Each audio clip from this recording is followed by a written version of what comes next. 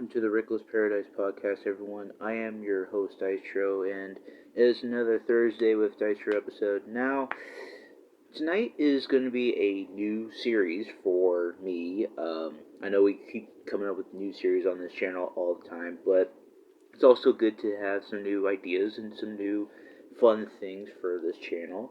So, I have decided to do a new series called Throwback Thursday, or whatever name I want to call it at this point. We're going for Throwback Thursday for this point. So, with Throwback Thursday, it is basically just a random point in wrestling history, and I'm going to literally talk about what happened on that show or whatever went on that time period. So something similar to the wrestling in review, the year in review sort of stuff that we do, but it's basically I take notes on whatever show I watched at that time or whatever time period, and I just go through it just segment by segment, match by match, tell you what I think about it, and just give my overall review and my thoughts over the show. So please like and subscribe. Please let me know if I'm doing everything right. And please let me know if you like to see this sort of thing happen every Thursday. Or once a month or whatever. But let's get into it.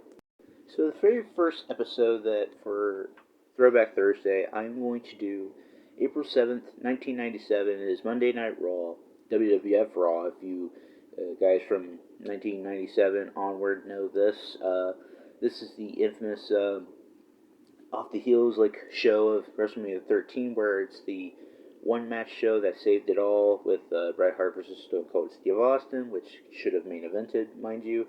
But this is off the heels of that. You have Vince and JR, and you have King, opening the show. Welcome everybody to Monday Night Raw, wherever state they're at that point. And the opening match is the Hart Foundation, which is Owen Hart and British Bulldog, versus the Godwins for the WWF Tag Titles. I saw there was nice tag team work from both sides. Good heel heat from Owen and Bulldog to start off the match and all that stuff. And Owen Hart and British Bulldog, at the time, this is '97, where Bret Hart reformed the Hart Foundation with his little younger brother Owen and his stepbrother, his brother-in-law, British Bulldog. I know later on in the year we'll get Jim the Anvil Neidhart, and we'll get to the infamous 10-man tag from Canadian Stampede later on in the year. But I thought it would be this nice little ease into the Throwback Thursday thing. Had a good hope spot between the Godwins, but it was snuffed out by the ref not seeing the tag. Good heel heat, like I said, from British Bulldog and Owen Hart on the Godwins. Phineas Godwin makes the hot tag, and then all of a sudden, LOD are here, just in a little box, in a little play-by-play box or whatever. They make a standard yelling promo, being we're coming for the tag titles and all that stuff, and but then it doesn't go back to the match. It's still in picture, and Owen and Bulldog win while it's still in picture promo. I wish they didn't really do that, but I wish the Godwins could have had some more heat or some more hope spots or whatever. But then the Godwins try to slop drop or slop bucket, I should say, the Hart Foundation, but it hits on the LOD, and then a brawl ensues between both teams while Owen and Bulldog are at the top of the ramp just laughing. And then it shows a replay of the exact same segment that we just saw. And then I think during the time too they have the Super Soaker commercials or whatever, which I did not grow up with those as a kid. If you guys did, let me know in the comments below. Those things were freaking awesome. It shows Sunny, the hottest girl on the WWF roster. Also sidebar, that Dark Side of the Ring episode with about Sunny and Chris Candido.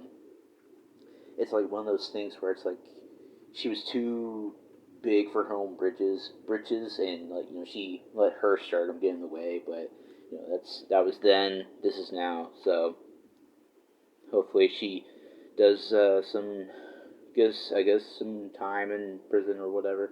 Anyway, so we cut back from commercial, and it cuts to Vince and Jr.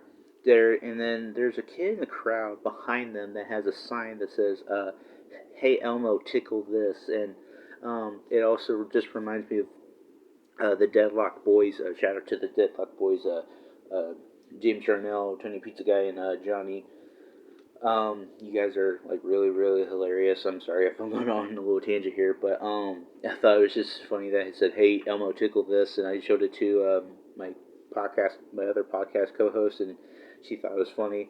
Um, so then there's some just random backstage thing where Owen and Bulldog watched the replay of what happened just over a few times. Like it just rewinded and then went back, and then rewinded and then went back, and then you hear the glass break. Austin's walking to the ring. This is before he becomes like the big huge megastar that he is in the Attitude Era too. And then he awaits the Rockabilly, which is Billy Gunn. And then Honky Tonk Man is on commentary and all stuff, and putting in my notes. Oh my God, Honky, shut the fuck up. You're sounding like a smoker. I don't know why I said that, but he's just so irritating on commentary.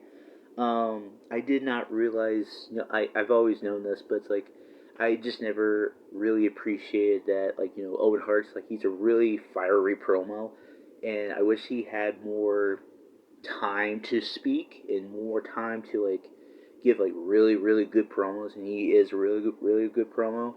Um, Austin is just like he's just whooping Billy Gunn's ass like 2 days from Sunday.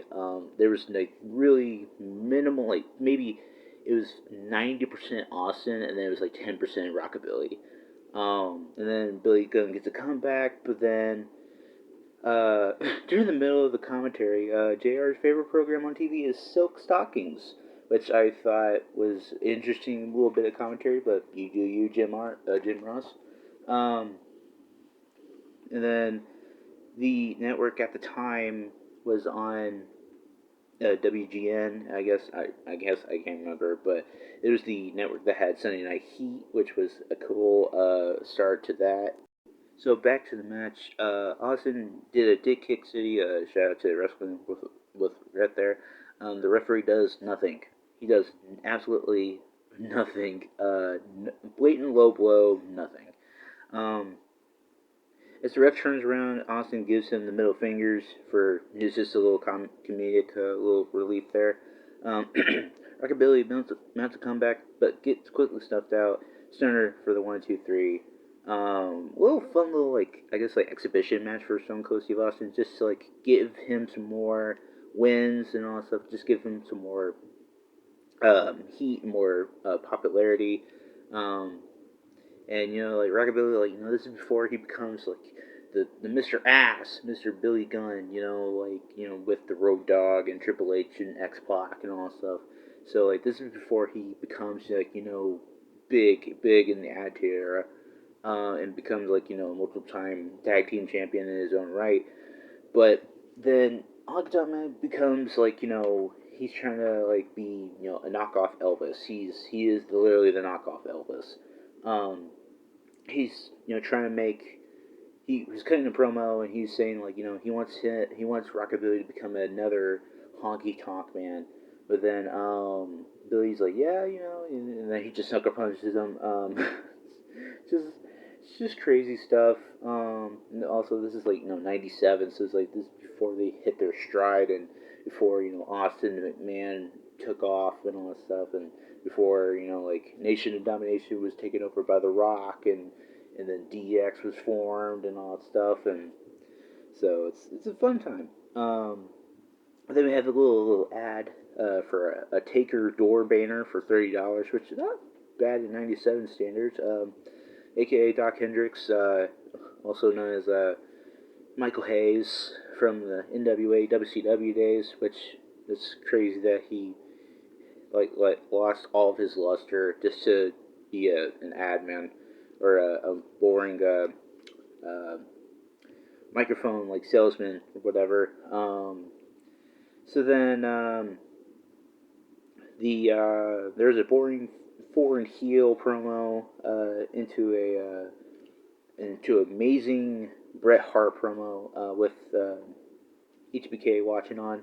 And this is before the infamous Montreal Screwjob at Survivor Series in '97 that year. This is like HBK becoming like a huge dick behind the stage, and like Bret Hart and Shawn Michaels were not on good terms at that point. So it's like conflicting kind of like ideologies here. But the main event is Sid Vicious versus Mankind, but that will change. Um, so then HBK is out for a promo and he has some things to get off his chest.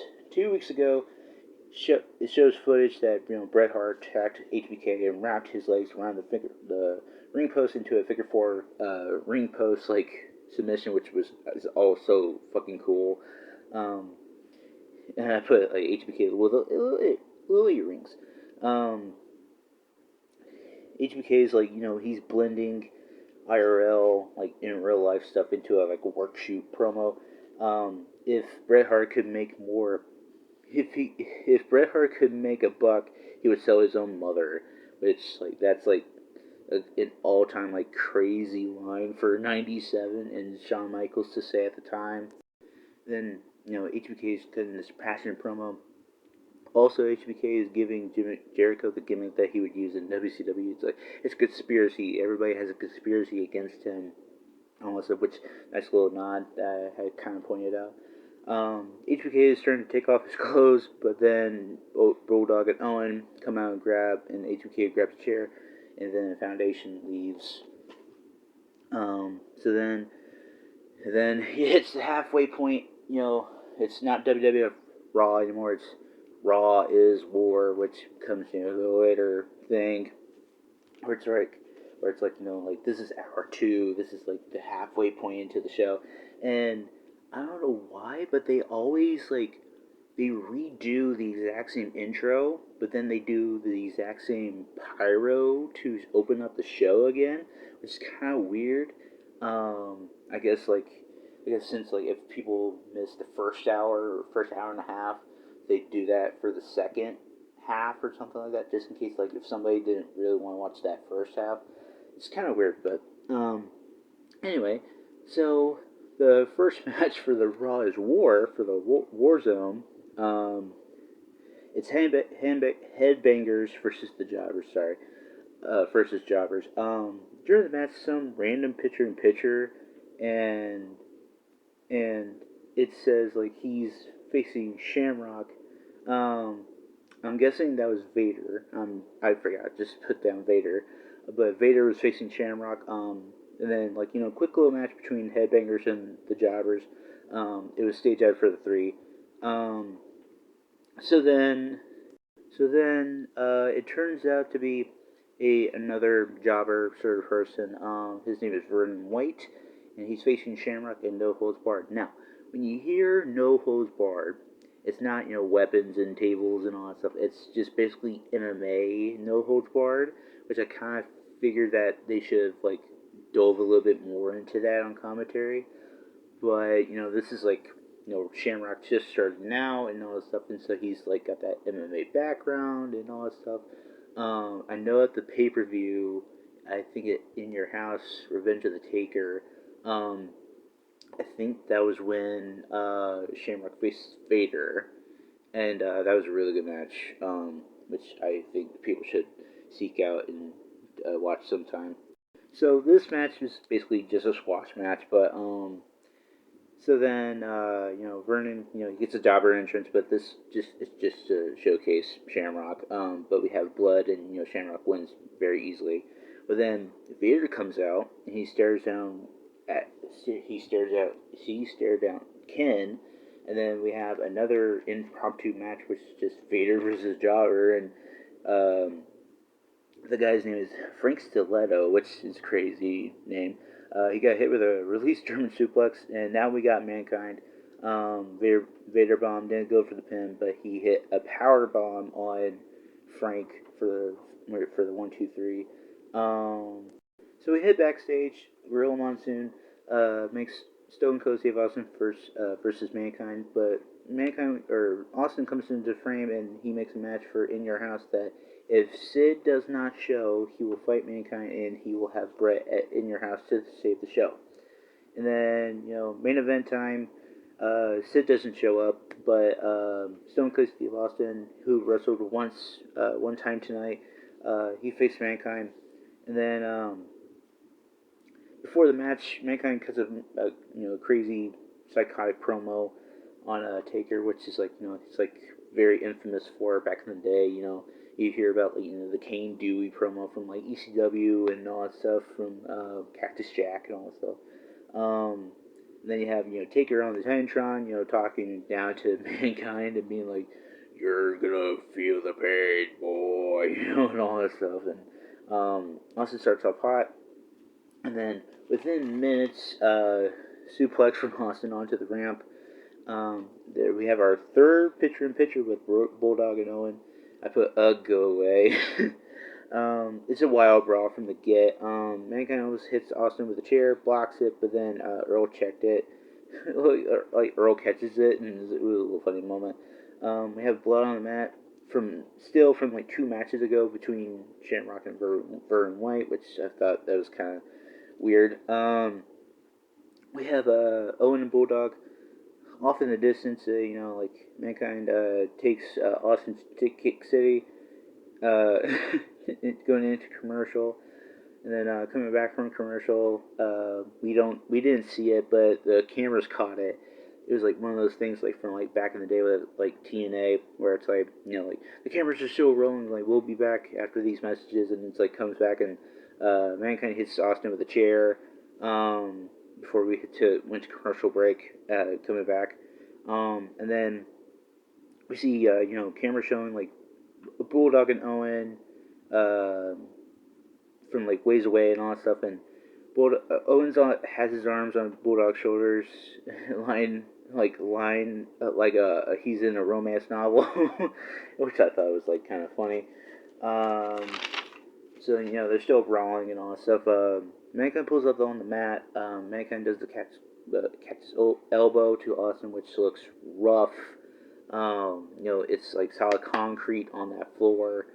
I would not take that bump if you paid me enough. I would not take that bump. That looks scary. Austin heads up the ramp while Mankind breaks the count. Austin almost gets pile drivered on the ramp, but he shoves Mankind off and he hits his head so hard on that damn guardrail, which was a scary bump. I don't know how Mick Foley, Mankind catches Jack Doodlove. I don't know how he's like not concussed at this point, which that's really scary. Owen and Bulldog come down, but then the LOD come down to chase them away, I guess. And then Vader runs in, accidentally hits Mankind, causing the DQ. And then Vader and Mankind are now fighting. I put Mankind and Vader are partners, and they are the team like Hell No of the '90s. It was actually a really solid show. It was just coming off the heels of WrestleMania, which was not the best WrestleMania in my opinion, but everybody has their own opinion. I thought it was like interesting little like piece of like I guess history, I guess, but like you have like you're building the blocks of like Brett versus Shawn In Your House. You have Vader in Ken Shamrock. You have Taker versus Mankind In Your House, and all that stuff. And so it's like you're building the blocks to like the next big show, which I like the In Your House pay-per-views. They're like kind of interesting, like little B pay-per-views at the point, because like you have like the big four. You have Royal Rumble, Mania, SummerSlam, and Survivor Series, and all that stuff. Um, but you have 97. It's like one of those interesting years that you're gonna hear a lot about on this channel, probably. But it's like I'm not done with Throwback Thursdays. I'm probably gonna like pick a random like plot point or whatever tickles my fancy, um, just to talk about it and share it with you guys. But that about does it for the very first Throwback Thursday episode. Please let me know what you guys liked about it, if you liked it at all. Thank you guys so much for watching. Now, for this upcoming Sunday, I do not remember what Rosa has planned for this Sunday, but it is going to be a good one. Because Marissa's like, she's got her own little bag of tricks. I don't know what she has up her sleeve for this coming Sunday, which I don't remember, but she probably told me. I'm sorry. So, with that being said, thank you guys so much for watching. We have, sorry. We have, follow us on social medias. We have Instagram, we have Reddit, we have Twitter, we have Facebook, we have our own YouTube page, which is on this right now. Please follow us on all social medias to keep up to speed with, we have, you can't make it to an episode, or one of us can't make it to our own solo episodes, which we had to do one time, but, that's alright. But we do have something very, very special coming up within, I don't know, maybe a week or two. It was something we did while I was in New York for 3 days. Uh, yeah, I'm gonna, let her handle that, but, it's for the time being. I'm just gonna try to keep a hush hush. And also, I have my own YouTube gaming YouTube channel. It is at Dystro on everything. Um, at the time of recording, I am at 1,394. Now, last month, if you remember, we were trying to get me to 1,400 by this month in June, which did not happen. But I am 6 subscribers away from 1,400 now, which, I mean, hey, better late than never. But let's try to get me to 1,400 this month, then we'll try to shoot for 1,500 next month. Like I said before, thank you so much, guys, for watching and listening. And Marissa, we'll see you guys this Sunday. Peace.